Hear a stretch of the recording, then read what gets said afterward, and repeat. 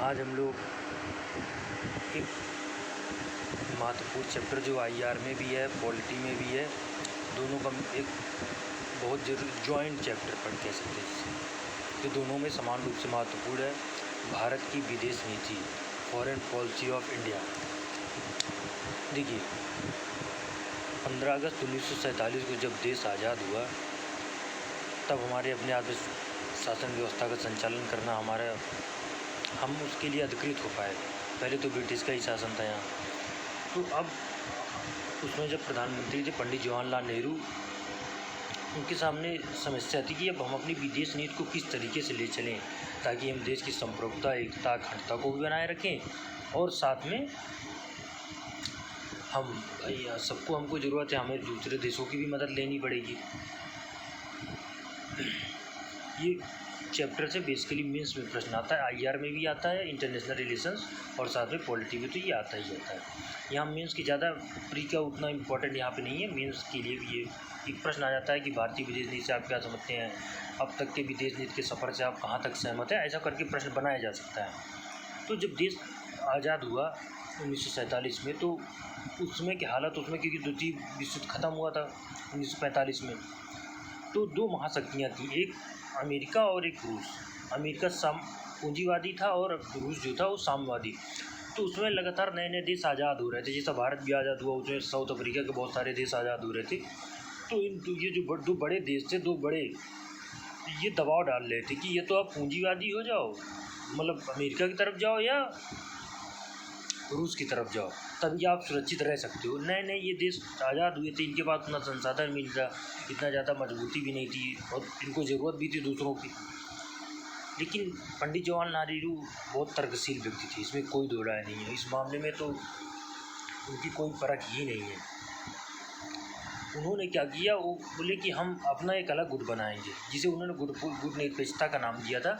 वो मैं आगे बताऊंगा आपको, गुट निरपेक्षता। मैं थोड़ा सा आपको एक बेसिक तैयार कर दे रहा हूँ ताकि आपको समझ में आ जाए कि हम विदेश नीति पंडित जवाहरलाल नेहरू समेत मतलब किस तरीके से सोच रहे थे, किस दिशा में जाना था।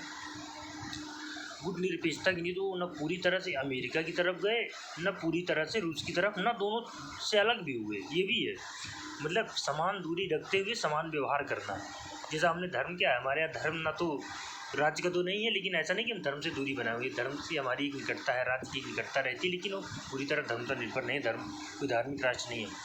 तो ऐसे ही दोनों से समान दूरी बनाए रखते हुए, क्योंकि ज़रूरत भी थी ना। अभी जिस नया नया आज़ाद हुआ था, हमारे पास खाने के लिए नहीं, हमने अमेरिका से लंबे समय तो वो जो पब्लिक गेहूँ ऐसा, मतलब अमेरिका से हम कई चीज़ें खाद्यान्न मंगाते भी, हमारी मजबूरी थी, हमारी सुरक्षा को लेकर के मजबूरी थी। भाई नया नया देश बना था, तो दोनों से व्यवहार भी बनाए रखना था, लेकिन किसी गुट में शामिल नहीं होना था। गुट निरपेक्ष एक रणनीति लेकर के चलना था। इसी तरह जब संविधान लिखा गया, तो संविधान के अनुच्छेद 51 में क्या किया कि अंतर्राष्ट्रीय संबंधों का एक उपबंध भी मैंने आपको बताया था। उसमें ये था कि हमें अपनी विदेश नीति को किस तरीके से, अंतर्राष्ट्रीय शांति की बात है, क्योंकि भारत हमेशा से ही बौद्ध जैन सबका देश रहा है। तो इसका मतलब ये था कि हम हमेशा शांतिपूर्ण देश चाहते हैं। वह कुटुंबना हमारी भारतीय संस्कृति की विरासत रही है, आज भी है। आज भी हमारी सरकारें कोई भी आती रही हो, वह कुटुंबम पूरी दुनिया ही अपना परिवार को मानकर ही चलती है। कभी किसी की ज़मीन हड़पना नहीं, कभी किसी पे अनावश्यक हमला नहीं करना, केवल हम सभी को साथ ले चलने की बात हम करते रहे हैं। तो आज भी देखिए, कोई भी सरकार आए, हमेशा शांति में कोई भी सरकार शांति, पूरी दुनिया की शांति की बात करती है। इस समय जो रूस यूक्रेन युद्ध हो रहा है, ये माना जा रहा है कि केवल भारत ही पूरी दुनिया में ऐसा देश है जो युद्ध को शांत कर सकता है, दोनों देशों से समन्वय बनाते हुए आपसी संबंध को मजबूत कर सकता है। तो भारत की विदेश नीति में भूगोल, इतिहास, परंपरा, सामाजिक बनावट, राजनीतिक संगठन, अंतर्राष्ट्रीय स्थिति, आर्थिक, सैन्य बल, जनता की राय का नेतृत्व, विश्व शांति। भारतीय विदेश नीति में सबसे पहले विश्व शांति को बढ़ावा देना। भारतीय निदेश के उद्देश्य अंतर्राष्ट्रीय शांति और सुरक्षा को बढ़ावा देना। संविधान का अनुच्छेद 51 राज्य के नीति निर्देशक सिद्धांत, भारत राज्य को अंतर्राष्ट्रीय सुरक्षा और शांति बनाए रखना, राष्ट्रों के मध्य सामंजस्य, सम्मानजनक और न्यायपूर्ण संबंध बनाए रखना, अंतर्राष्ट्रीय विधियों व संधि शर्तों के प्रति आदर रखना, अंतर्राष्ट्रीय विवादों निपटानों की मध्यस्थता रखना। मतलब कि हम हमेशा ही विश्व शांति के समर्थक रहे हैं, आज भी और हमेशा रहेंगे। उसके बाद गैर उपनिवेशवाद। गैर उपनिवेशवाद का मतलब होता है, उपनिवेशवाद क्या था? उपनिवेशवाद का मतलब था कि ब्रिटिश ने, बेसिकली उपनिवेशवाद शब्द ब्रिटिश से जोड़ा जाता है। इसमें क्या था कि ब्रिटिश ने लगातार एक दूसरे को लड़ा करके अपना हर जगह शासन व्यवस्था कायम करता चल, इसे बोलते उपनिवेशवाद। कोलोनिज्म, नॉन कोलोनिज्म होता है। गैर उपनिवेशवाद का मतलब होता है कि भारत कभी भी किसी देश की ज़मीन को अपने हड़पेगा नहीं, सभी देशों का परस्पर सम्मान करेगा, साम्राज्यवाद को बढ़ावा नहीं देगा। भारत ने हमेशा साम्राज्यवाद को बढ़ावा देने वाले देशों का विरोध किया और आज भी कर रहा है। उसी देश में हम लोग सभी देशों के अपनी सीमाओं को सुरक्षित रखने में भारत सदैव मदद करता है, किसी सीमा का कभी उल्लंघन नहीं करता। गैर नस्लवाद। देखिए, हमारे संविधान में जाति, धर्म, मूल जन्म स्थान के आधार पे हम कोई भी भेद नहीं करेंगे। अमेरिका में नस्लवाद सबसे ज़्यादा है। साउथ में आप कहीं भी किसी दूसरे देश में आप चलिए, अमेरिका में काले गोरों के बीच नस्लवाद होता है। भारत कभी नस्लवाद का समर्थन नहीं करेगा। कोई भी किसी रंग का हो, किसी भाषा का हो, किसी भी क्षेत्र का हो, किसी भी बोली का हो, सबके साथ समान व्यवहार किया जाएगा। इसलिए हमें गैर नस्लवाद को लेकर के हम आगे बढ़ें। उसके बाद कूटनिरपेक्षता की बात है। कूटनिरपेक्षता जो मैंने आपको बताया कि जब देश आज़ाद हुआ था तो भारत ना तो पूरी तरीके से पूंजीवादी देश में शामिल होगा, अमेरिका के गुट में जाएगा, ना तो साम्यवादी देश रूस की तरफ जाएगा। दोनों से समान दूरी बनाए रखते हुए और अपने हितों के अनुरूप व्यवहार करेगा, अपने हितों के साथ संबंधों को बनाए रखेगा। उसके बाद पंचशील का सिद्धांत। देखिए, जब देश आज़ाद हुआ था तो पंडित जवाहरलाल नेहरू क्या चाहते थे कि एक पंचशील का सिद्धांत लेकर के आए थे। पंचशील का सिद्धांत बेसिकली भारत और चीन के मध्य था, जिसमें कि क्योंकि देखिए आज़ाद हुआ देश था, नया नया तनाव भी, कहीं ना कहीं तनाव भी था कि भाई इधर शामिल हो उधर शामिल हो।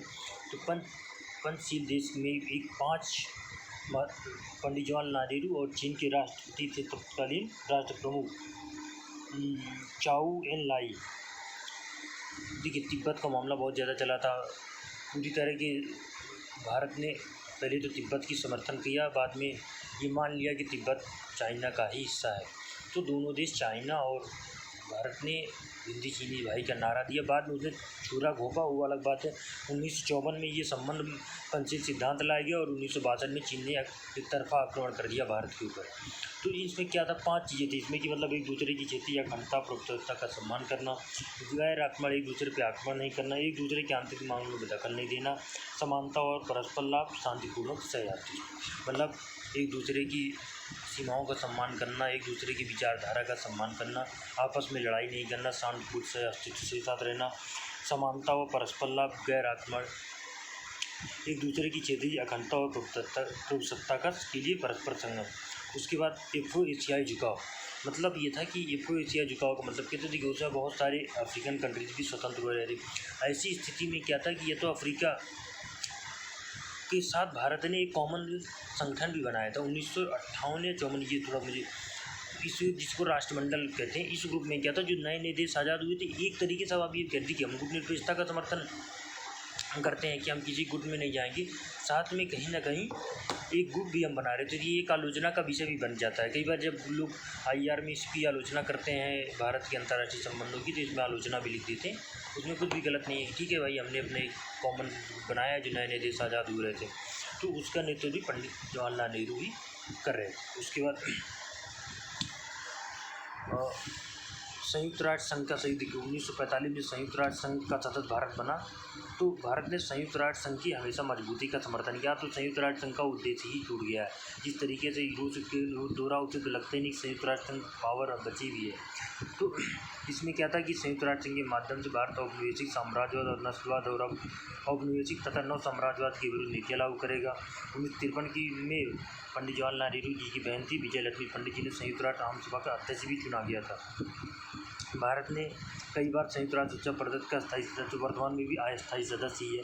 तो हमेशा भारत ने एक ऐसा संयुक्त राष्ट्र संघ क्या है, एक ऐसा संगठन कि पूरी दुनिया में जिसका समर्थन प्राप्त पूरी दुनिया के देश जिसके सदस्य, और कोई भी कहीं कॉन्फ्लिक्ट होता है तो सारे देश उस समस्या का निराकरण मिलकर। जब तक कोई ऐसा संगठन होगा नहीं तो आपस में कॉन्फ्लिक्ट होने के चांस ज़्यादा रहते हैं।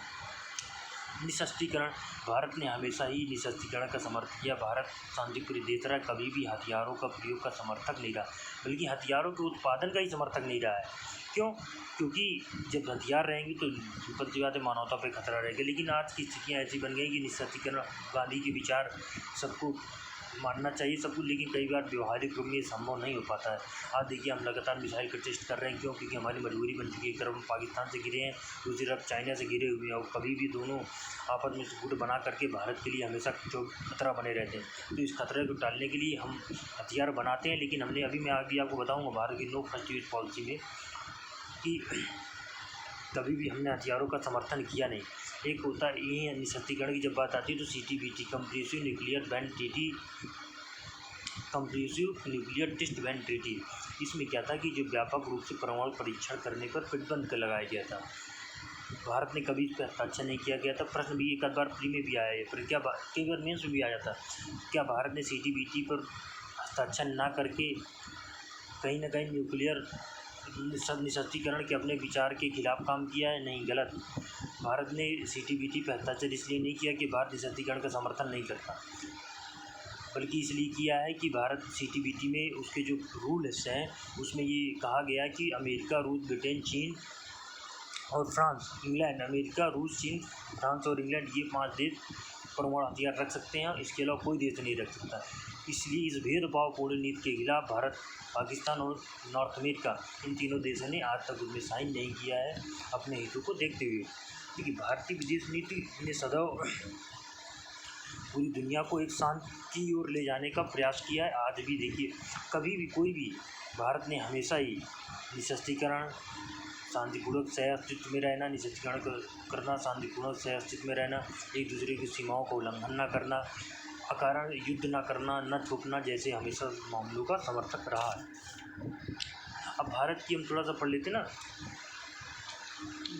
East act policy 1991, Narasimha Rao जब 1991 में देश के प्रधानमंत्री थे तो ईस्ट के देश में कौन से आते हैं? भारत के ईस्ट में म्यांमार हो गया, एक तरह से बांग्लादेश हो गया, इनके चाइना भी हो गया, उसके बाद लाओस, कंबोडिया, ये सब ईस्ट के देश है भारत के। ठीक है, मैप में आप देखेंगे तो इन देशों के साथ भारत के संबंध पहले से भी मजबूत हैं। इंडोनेशिया में तो आज भी भगवान राम की रामलीला होती है बहुत। क्यों? क्योंकि यहीं से काफ़ी लोग वहाँ गए हैं। इंडोनेशिया हो गया, लाओस हो गया, ये सब कहीं ना कहीं भारत की सांस्कृतिक रूप से पहले से ही जुड़े रहे हैं, लेकिन आज इनके साथ मजबूत संबंध बन सकें, इसीलिए भारत ने ईस्ट एक्ट पॉलिसी, पूरब की ओर देखो नीति का पीवी नरसिंह राव जी की सरकार में इसका अनुसरण किया गया था। इस नीति का उद्देश्य था उन्नत संचार, व्यापार एवं निवेश प्रोत्साहन, सांस्कृतिक आदान प्रदान करना। बताया ना कि भारत के सांस्कृतिक संबंध बहुत पहले से थे। इस नीति के अंतर्गत जो महत्वपूर्ण प्रगति वो चीन, बांग्लादेश, म्यांमार, थाईलैंड तथा अन्य आसियान देशों के साथ संवाद स्थापित करना। ऐसा हमने कई देखिए संगठन भी बना रखे हैं, आसियान हो गया, पूरी ईस्ट एशियन सम्मेलन और बिम्स्टेक बना रखा, bay of Bengal initiative for multi sectoral and technical cooperation, technical and economic cooperation. इससे क्या है कि हमने जो बंगाल की खाड़ी की सीमा से लगे जितने भी देश हैं ज़्यादातर, इन सब के साथ हम एक मजबूत संबंध को बना सकें।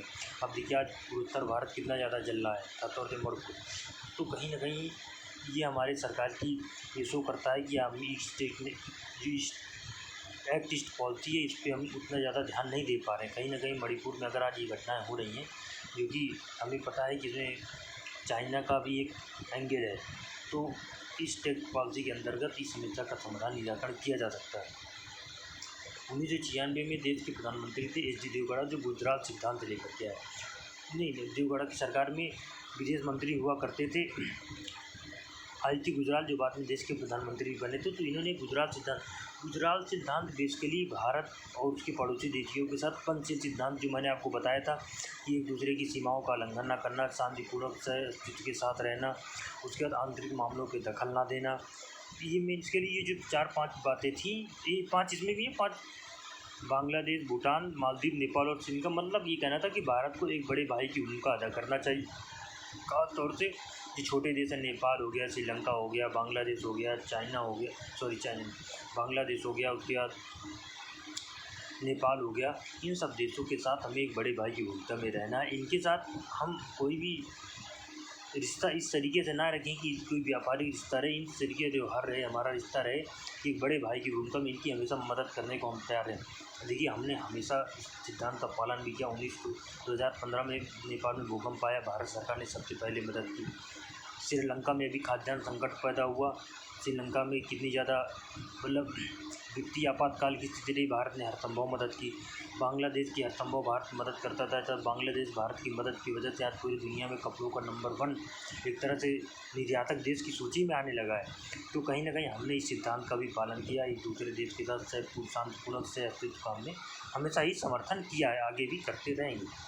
थोड़ा सा हम परमाणु सिद्धांत देख लेते हैं। भारत का परमाणु सिद्धांत है ना, ये देखिए, हम शांतिपूर्ण देश थे, हमने कभी भी किसी देश पे हमला नहीं किया और कभी भी हथियारों के समर्थक नहीं रहे, हमेशा निःशस्त्रीकरण की बात की मैंने अभी थोड़ी देर पहले आपको बताया भी था।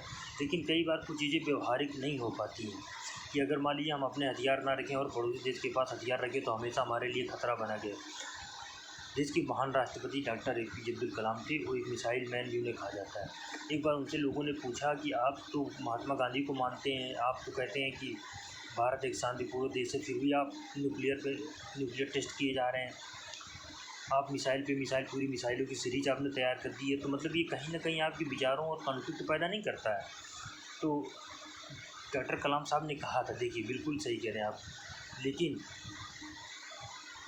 भारत चारों तरफ कम से कम 3 तरफ से तो अपने दुश्मनों से घिरा हुआ है, ठीक है। अगर भारत हथियार नहीं रखता है तो ये देश भारत पे कभी भी आक्रमण कर सकते हैं, और जब हमारे पास हथियार रहेगा तो ये देश हम पे डर से आक्रमण नहीं करेंगे।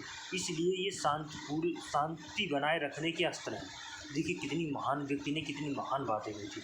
हमारे पास हथियार नहीं रहेगा तो कभी भी चाइना पाकिस्तान हम पे अटैक कर देंगे, लेकिन अगर हमारे पास हथियार रहेगा तो भले हम किसी पे हमला ना करें, लेकिन ये लोग भी हमारे ऊपर हमला नहीं कर पाएंगे, क्योंकि हमारे पास रिटेट करने की पावर है। और जब रिटेट करने की पावर होती है तो कोई किसी पे हमला नहीं करता, उसको पता है अगर हमने इस पर 1 बम फोड़ा तो ये हमारे 10 बम फोड़ देगा। तो हमेशा इस बात को, तो ये कहीं ना कहीं एक तरह से शांतिपूर्ण हो सकता है। किसी की नज़र में ये गलत हो, बेसिकली मेरी खुद की नज़र में भी ये गलत है। इसलिए गलत है कि जब आप हथियार इस तरह इकट्ठा कर जखीरा करते जाएंगे, मैं यहाँ कोई डॉक्टर कलाम पे प्रश्न नहीं उठा रहा, मैं केवल हथियार अगर जखीरा इकट्ठा होता जाएगा तो एक हथियार इकट्ठा करेगा तो दूसरा भी हथियार इकट्ठा करेगा तो तीसरा भी करेगा। तो इस तरीके से हथियारों की होड़ लग गई। आज यही कारण है कि पूरी दुनिया में हथियारों की होड़ लग चुकी है। सब एक दूसरे से खतरा महसूस करने लगे हैं, उसको लगता है कि मुझे मार देगा उसे। आज नॉर्थ अमेरिका पूरा न्यूक्लियर बम के ऊपर बैठा हुआ है, वो और कुछ करता ही नहीं, केवल हथियार ही बनाता है। क्यों? हमेशा उसका यही तर्क आता है कि मुझे खतरा है अमेरिका से। कहीं ना कहीं उसकी बात में भी सच्चाई है, इसमें कोई दो राय नहीं। अमेरिका जिस देश में जाता है उसको नष्ट ही कर देता है। अमेरिका ने सबसे पहले परमाणु बम का निर्माण किया, हथियारों की उसने दौड़ा शुरू किया। पूरी दुनिया में इतने परमाणु हथियार बन चुके हैं कि पूरी धरती को 25 बार नष्ट किया जा सकता है। तो कहीं ना कहीं ये मैं आपको थोड़ी और आगे की बातें ये बता दी कि आप इस पूरे परमाणु सिद्धांत के परिप्रेक्ष्य को समझ पाएँ। लेकिन भारत का परमाणु बम, चाहे तो डॉक्टर कलाम रहे हों, उन्हीं जब वो डॉक्टर कलाम साहब ने ये न्यूक्लियर टेस्ट कराया था तो प्रधानमंत्री थे अटल बिहारी वाजपेयी, उन्होंने ये नीति का आचरण किया कि भारत कभी भी 2 नीति, एक तो पहले हमला नहीं करेगा किसी देश पे। अगर सब लोग ये सोच लें कि हम हमला नहीं करेंगे तो कभी हमला होगा ही नहीं, पहले हमला नहीं करेंगे तो कभी हमला होगा ही नहीं, ये भी अच्छी बात है।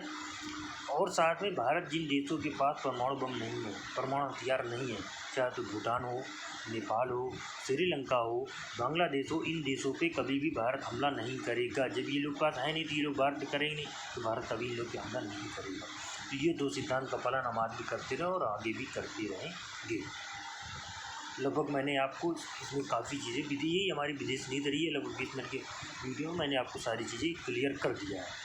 तो एक बार मैं रिकैप करा देता हूँ कि भारत सबसे समान अच्छे संबंध रखना चाहता है, विश्व शांति को बढ़ावा देना चाहता है, गैर उपनिवेशवाद को बढ़ावा देना चाहता है, गैर नस्लवाद को बढ़ावा देना चाहता है, गुटनिरपेक्ष बनाए रखने की नीति को अपनाता है, पंचशील के सिद्धांत अपनाता है, एक दूसरे की क्षेत्रीय अखंडता और संप्रभुता के लिए परस्पर समान, गैर आक्रमण, एक दूसरे के आंतरिक मामलों में दखल नहीं देना, समानता और परस्पर लाभ, शांतिपूर्ण सह एफ्रो एशियाई झुकाव, राष्ट्रमंडल के साथ संबंध, संयुक्त राष्ट्र UN के साथ सहयोग की भावना रखना, निःशस्त्रीकरण रखना।